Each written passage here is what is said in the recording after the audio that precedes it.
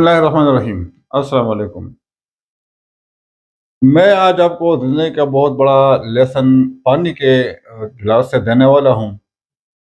देखिए, पानी अल्लाह ताला की बहुत बड़ी नेमत है और ये ज़िंदा रहने के लिए एक बहुत बड़ी अलामत है।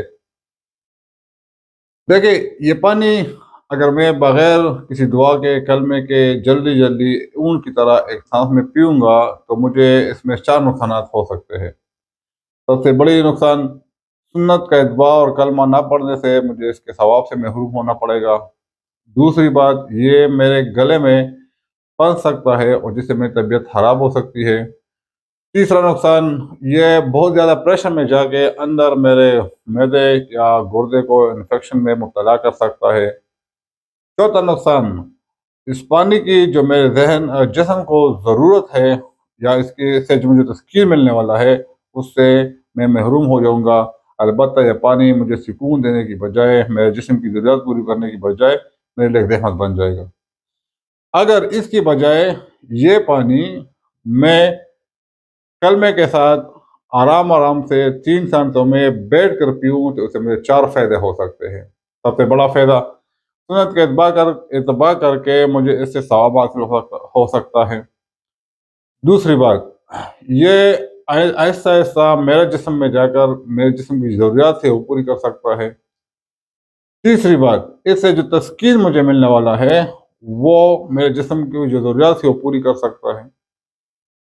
इसी तरह अगर हम ज़िंदगी के अहम फ़ैसले जल्दी-जल्दी में जज़्बात में करेंगे, तो उन फ़ैसलों का समरात की बजाय उल्टा हमें उससे नुकसानात का अंदेशा हो सकता है।